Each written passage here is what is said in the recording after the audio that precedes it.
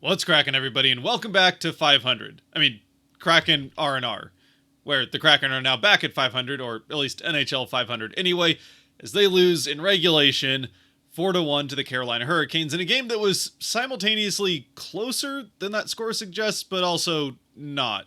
Now, what do I mean by that? Well, one of the goals, the last one, was an empty netter, and empty netters, while they do count the same as any other goal, they also inflate the score to usually make it look a little bit more lopsided than the score actually was. However, with this game, I'm not sure that's necessarily true because while the Kraken did play pretty well in their end of the ice, they also spent way too long in their end of the ice playing reasonably good defense. In a lot of ways, what you might call, if you're watching a football game, a bend but don't break defense. The problem is, you just don't want to be spending 2/3 of the game in your end of the ice like the Kraken. I don't know the exact numbers, but it certainly seems spent about that long in their end of the ice, or at least on their end of center ice, as every time that they tried to get a transition through the neutral zone, they were shut down. And anytime they tried to win a puck battle, really anywhere on the ice, but especially along the boards in their end to try and get those breakouts to happen, they almost always lost them. So, there's kind of two ways to look at the game. One, Carolina is, I think, one of the five best teams in the NHL, regardless of what records say right now. This is, I think, a team that has the potential to be one of the five best teams the NHL has to offer, and certainly so when they're able to execute their game plan, which they definitely were in this game. And unfortunately, it's a game plan that also happens to be, in a lot of ways, the antithesis of what the Kraken are trying to do with a fast-paced, quick transition game that gets up and down the ice pretty quickly. Meanwhile, Carolina, well, they do like to get down the ice pretty quickly.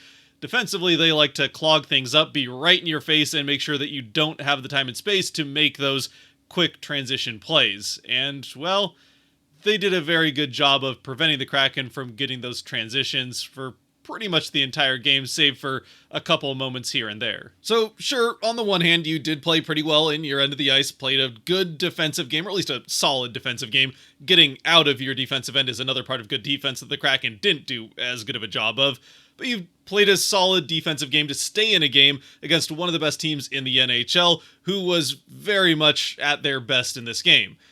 On the other hand, you gotta figure out how to beat those good teams if you want to be one of those good teams. And I know the expectation for the Kraken this season, at least outside of the locker room, is not necessarily that they're gonna be one of those best teams in the NHL. The expectation, I think, is they're around the playoff line. They definitely want to be in the playoffs, and I think there's a lot of pressure for them to get to the playoffs.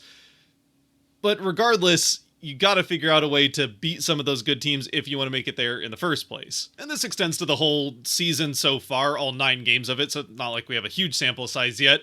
But it has been a season for the Kraken where, they have had a pretty tough schedule so far. They've already played 3 of what I would say are the 5 best or highest ceiling teams in the NHL, regardless of how those teams have started out the season, in Dallas, Colorado, and Carolina. Now, Dallas has had a pretty good start to their season. Colorado starts out 0-4, but now they've gone on a winning streak, and Carolina's had a pretty decent start to their season. Still, these are teams that are going to be towards the top of the NHL at the end of the season, and those are 3 of the 4 regulation losses for the Kraken, with the 4th one being the first game of the season, which I think in some ways you can kind of write that one off as the first game in the regular season under a new system, and the team we saw play that game, we haven't really seen since then, especially defensively. They've been much better than they were. A pretty sloppy defensive game against the Blues in that game. So, aside from that one, this is a team that's been able to beat the not as great teams, the non-playoff teams, but has just not quite had enough to get there against some of these top teams in the NHL. Now, yes, they did beat a Flames team that was undefeated when they came into Seattle. They beat a Nashville team that a lot of people thought was going to be better when they came into the season, and maybe they are getting things turned around now. They lost their first 5 and now have won 3 in a row. So maybe the Kraken just got them at a good time. They beat a Wild team that's going to be right there with them in that wild card hunt at the end of the season, or at least that's kind of the expectation. So it's not like they haven't had any of the bottom feeders yet. They haven't had Chicago, they haven't had Anaheim or San Jose or Columbus, so there's still some of those ones coming up on the schedule. Unfortunately, it's not going to be for a while. 4 of the next 6 games, 5 of which are on this upcoming road trip, are against playoff teams from last year. So Well, generally, I'd say I'm still feeling optimistic because although the Kraken have not been able to beat some of the NHL's best teams, they have still been able to stay in the games. I mean, 1 or 2 goal games in every one of them, except for the empty netter making this a 3 goal game. But if you discount the empty netter, it's still a 2 goal game. At the same time, though, this is one of the 2 worst games of the season, certainly for the Kraken, with the other one being the one in Dallas, though that one I think there's a little bit more reason for it. This one, you kind of got the game dictated to you. I mean, not kind of, you did get the game dictated to you by the Hurricanes. You got outshot 39-19, and the shot attempts are even more lopsided. Honestly, it felt like you were down 20 shots on goal for almost the entire game. So, yeah, it's just not a game that, although the score was close, and maybe there was a feeling that you get a lucky bounce here and there, and the Kraken really did not get very many lucky bounces, so that part of it wasn't going their way.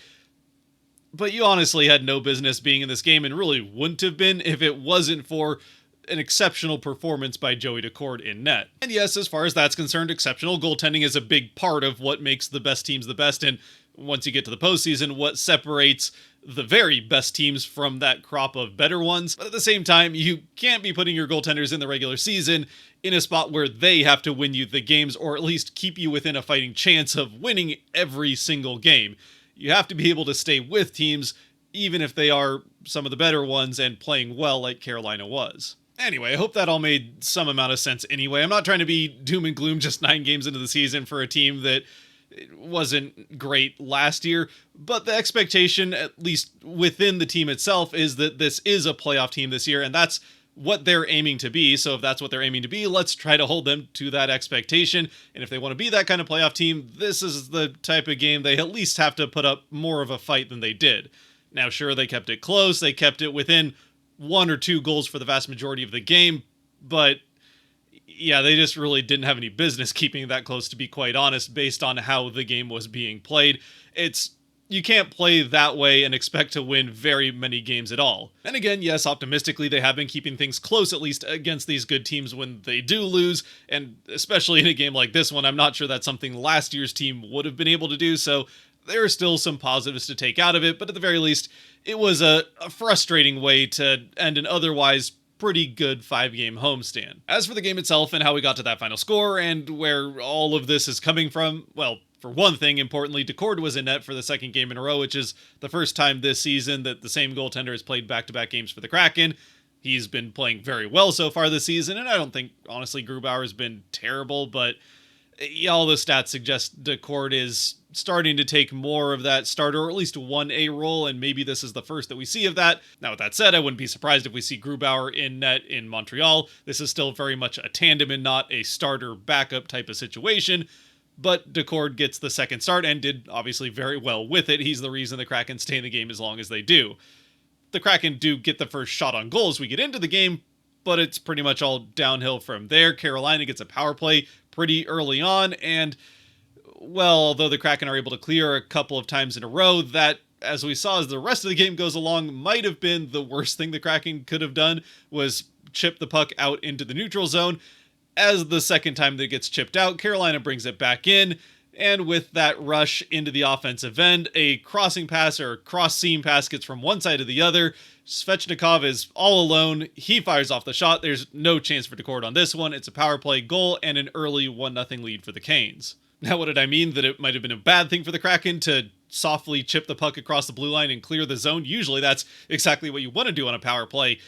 And at the time, it seemed like a good thing, even if it did end up biting the Kraken a little bit there with the rush back into the offensive end quickly. I mean, if you can clear it all the way to the other end of the ice, absolutely do that without a question. And honestly, I don't think this is a lesson that should be learned for future games against the Hurricanes even specifically. But as we saw as the rest of this game went along, with a lot of power plays, especially for Carolina, but both ways, there was a lot of special teams in this game. The Hurricanes power play, and we get to see this right away as they get another power play after they score this one, was not impressive. They were pretty stagnant, would just stand in place and pass the puck around the outside looking for something, but there's almost no player movement whatsoever once they got set up in the offensive end. So it's almost like the Kraken should have allowed them to stay in the offensive end unless they knew they could clear it all the way to the other end of the ice, because once they were in the offensive end and set up, they just weren't very dangerous. They didn't make the Kraken defensively move around. They didn't make Decord move around much in net. It was, in a lot of ways, a lot like the power play the Kraken had, especially that first season, where they just looked like 5 statues out there playing pass with the puck around the outside and hoping something would open up where they maybe could find a hole or get a perfect shot from McCann to score. Anyway, all that to say, it turned out to be a decent night for the Kraken penalty kill.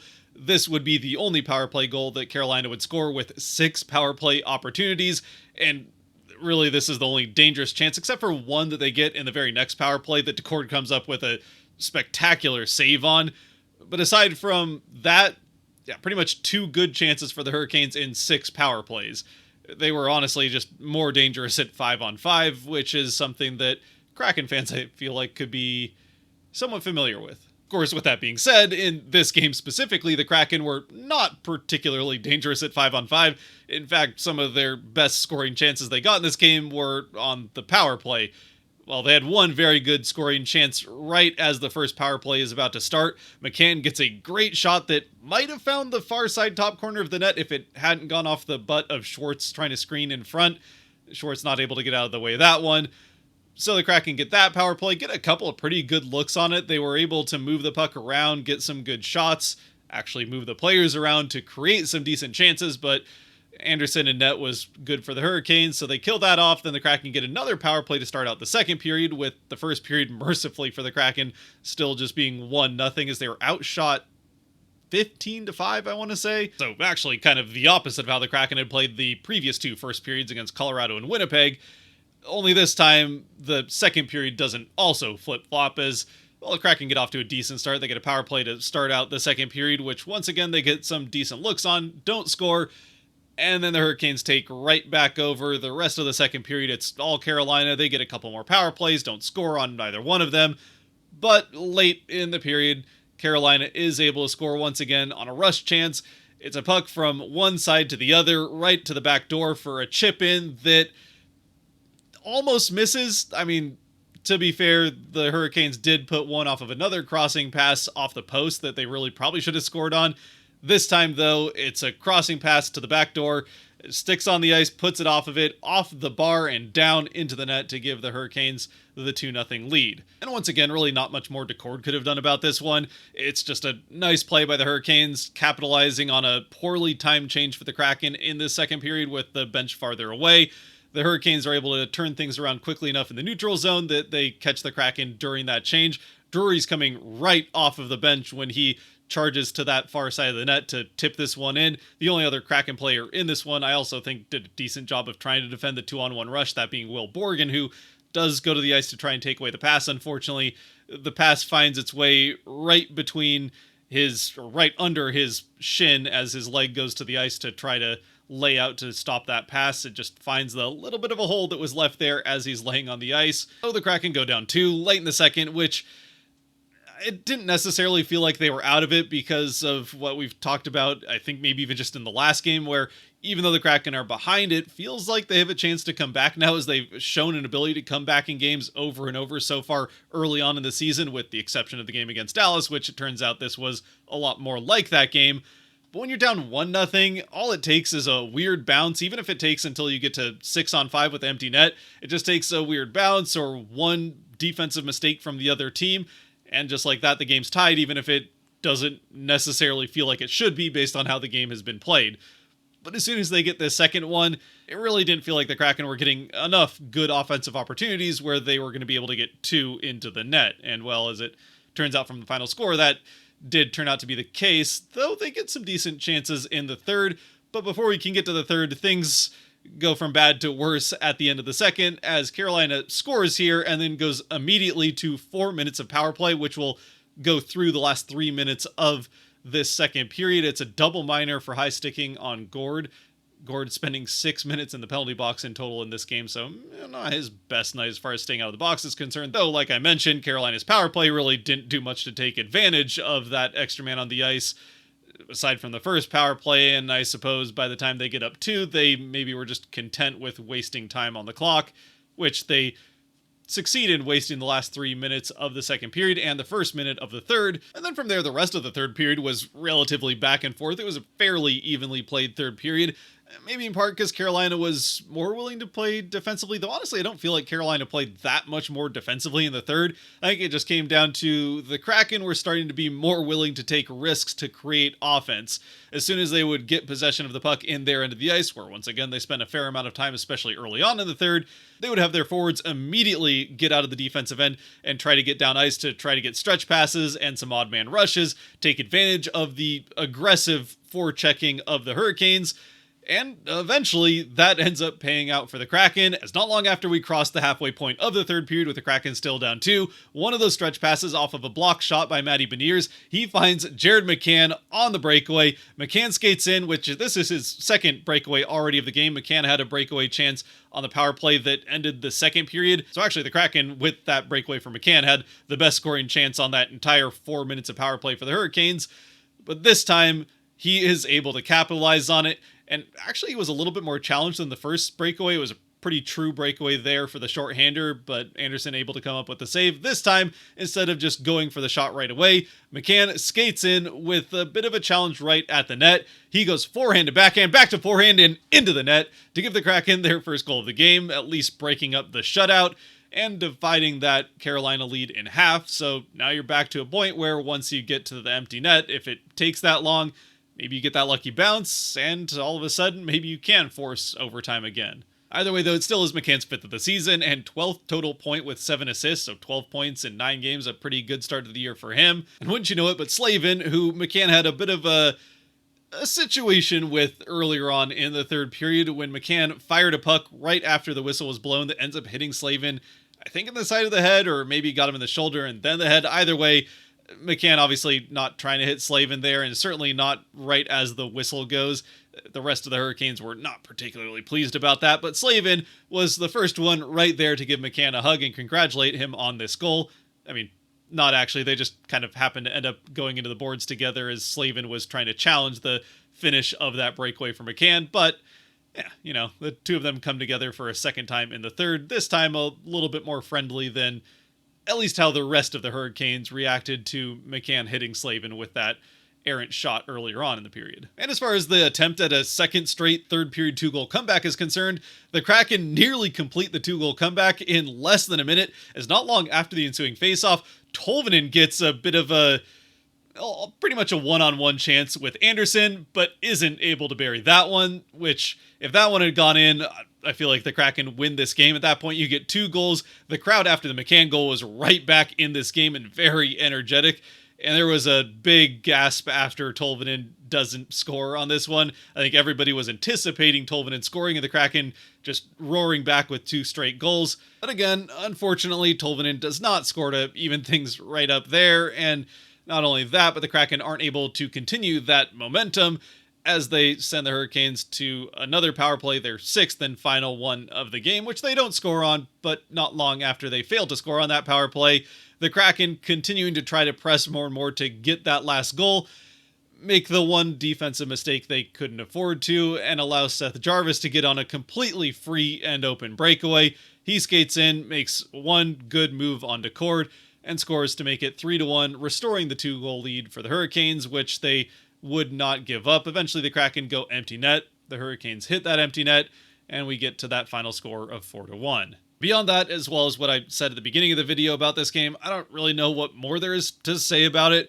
Again, the Hurricanes outshoot the Kraken 39-19, and a healthy chunk of that 19 came in the later part of the third period. The Kraken came into the third with just 13 shots on goal, which 2 of those got awarded to them in the intermission. So I guess technically speaking, they got awarded to them because they already had them, but we went into that second intermission thinking the Kraken only had 11 shots on goal through 2 periods. Regardless, not a very good or impressive offensive output from the Kraken, to say the very least, with really their only good chances offensively in this game coming on those 2 McCann breakaways, the partial break for Tolvanen at the end, and 1 partial break that Burakovsky had as well. Yeah, just not a game for the Kraken where they were able to create much offensively or even get transitions into the offensive end to set up on any kind of regular basis whatsoever. Meanwhile, back the other way, sure, they played the bend but don't break and kept Carolina mostly to the outside in their end of the ice, but they also allowed the Hurricanes, with all that offensive zone time, to get the 39 shots and north of 80 shot attempts in this game. Of course, the 80 shot attempts include ones that missed the net and ones that were blocked. I suppose the other highlight, if you can call it that, for the Kraken in this game was a block shot from Alexiak. He takes off the inside of his knee and then fights through what was very clearly some pretty bad pain in that knee for another almost minute and a half before the Kraken can clear the zone to get Alexiak to the bench. That happening in the second period, so the bench is even farther away, so it's not like even the couple of times they did get it just across the blue line, Alexiak could get to the bench, especially hobbling as he was. He barely was able to work his way from one side of the net to the other to help Decord out with at least preventing screens and keeping Carolina from being around the net or collecting rebounds, that kind of stuff. Fortunately, he was able to come back into the game in the third period, or actually I think he showed back up on the bench for that penalty kill at the end of the second, that happening early on in the second period. But he left the game for a decent chunk of time, eventually came back. Hopefully he turns out to be okay. Those are sometimes the type of things that can be pretty sore the next day, and often even worse the day after that, which would be the game against Montreal. But considering he toughed it out for that minute and a half and then came back in the same period to finish out the game, I think it's probably more likely than not he does play in Montreal, which is a good thing because he's had a pretty good start to the season, especially paired with Montour, and the Kraken can ill afford to lose another good performing defenseman with Dunn out already. With that, though, let's finish things out with the Kraken 3 stars. As always, brought to you by the patrons over on Patreon. If you want to help decide the 3 stars, or in games like this one, if there are 3 stars, you can help support the channel more than you already are by watching at this point by going to the link down below and supporting on Patreon as well. A big thank you to all the patrons and all future patrons as well. With the 3 stars, I'm going to be honest, I don't think we have 3. If we wanted to be very generous, maybe we could get there. But the one that I think for sure we can put in there is Joey Decord. Decord keeps the Kraken in the game all game long. Again, like I said, the Kraken spent a good chunk of this game. It felt like being outshot by 20 or more. And certainly when it comes to shot attempts, it was just constant fire at the net. And Decord and a couple of very, very nice saves among the plethora of other saves that he had to make. And even the 3 that he does let in, I don't think you can blame him for any of those. So, yeah, Decord, an easy first star. Second star, I guess you could give it to McCann. He does kind of give you hope with that goal. And he also had the breakaway shorthanded at the end of the second. So, I mean, he kind of did generate the majority of the Kraken offense with just those 2 breakaways. So, yeah, we'll go Decord and McCann as the 2 stars. If you wanted to hand out a third, I would maybe say Alexiak just for fighting through that block shot, but I think we'll stick with Decord and McCann for this one. Let me know what you think down in the comment section below, though. If you would have a 3rd star, who it would be, or if you disagree with the top 2 I had, they both somehow managed to get stars officially in the game. This is one of those where official stars don't really matter that much, and they're honestly there just for home crowd appeal. I mean, sure, it does happen where the away team gets all 3 stars, but that usually has to be a pretty lopsided game and often a shutout on top of that. So you have a game here where the Kraken, I mean, it was a pretty lopsided game. The Kraken get outplayed pretty much the entire game long, and they get Decord as the 1st star officially and McCann as the official 3rd star, which 2 out of 3 stars in this game is not necessarily deserving. I feel like Decord probably did deserve a star, but to be honest, if it was me officially deciding the stars, I think Anderson as the goaltender for the Canes probably deserved one as well. But as far as just the R&R stars, we do stick to just the Kraken players. So again, Decord, McCann, let me know your thoughts down in the comment section, and we can move on to this road trip where the Kraken have some more tough opponents, but also start out with a Montreal team they should be able to beat. Until then, though, if you have made it to this point, thank you very much for watching. If you liked or enjoyed the video, the buttons for that kind of stuff down below that help support the channel, so I appreciate you using them. And as always, stay safe out there, be good to each other. God bless, and go Kraken.